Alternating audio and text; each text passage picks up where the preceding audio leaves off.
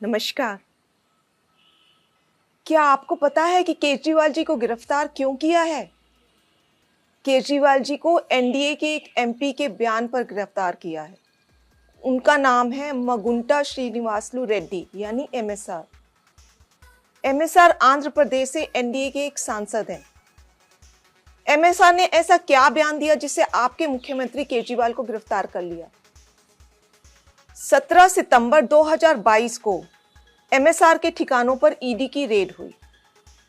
उनसे पूछा गया कि क्या वो कभी केजरीवाल जी से मिले हैं। उन्होंने कहा, हाँ, मैं 16 मार्च 2021 को केजरीवाल जी से दिल्ली सचिवालय में उनके दफ्तर में मिला था। मैं दिल्ली में एक फैमिली चैरिटेबल ट्रस्ट खोलना चाहता था। उसके लिए दिल्ली के सीएम से जमीन के बारे में बात करने गया था। केजरीवाल जी ने कहा, लैंड एलजी के पास है, एप्लीकेशन दे दो, हम देखते हैं, और कहकर चले गए।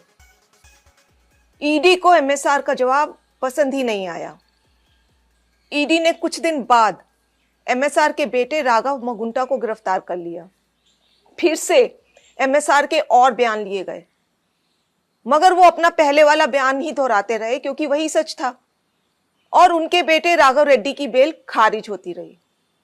इस दौरान सदमे से राघव की पत्नी यानी एमएसआर की पुत्रवधू ने आत्महत्या करने की कोशिश की और उनकी बूढ़ी मां बहुत बीमार हो गई। इन सब को देखते हुए बेटे के लिए बाप भी टूट गया। 17 जुलाई 2023 को पिता एमएसआर ने ईडी में अपना बयान बदल दिया। उन्होंने अब कहा, 16 मार्च 2021 को मैं केजरीवाल जी से मिलने गया था। मुश्किल से 4-5 मिनट मुलाकात हुई। वहीं 10-12 लोग बैठे थे।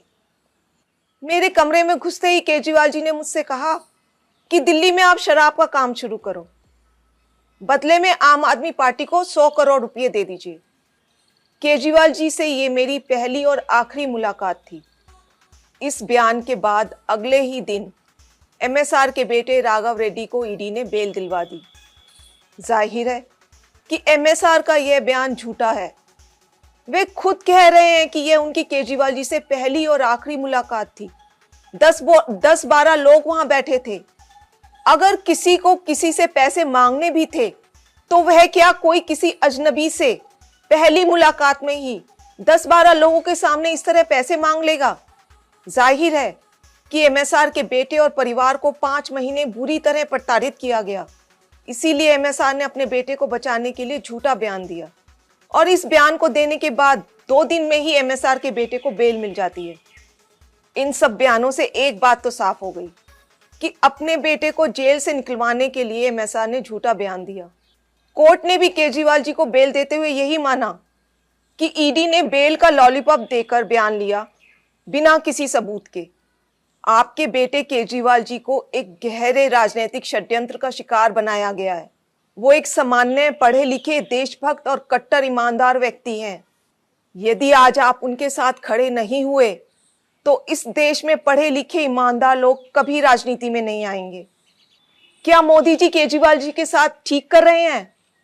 इस वीडियो को ज्यादा से ज्यादा शेयर करें ताकि देश को पता चल सके कि मोदी जी कैसे ईडी सीबीआई के जरिए एक गहरे राजनीतिक षड्यंत्र के तहत आपके केजरीवाल और आम आदमी पार्टी को खत्म करना चाह रहे हैं। जय हिंद।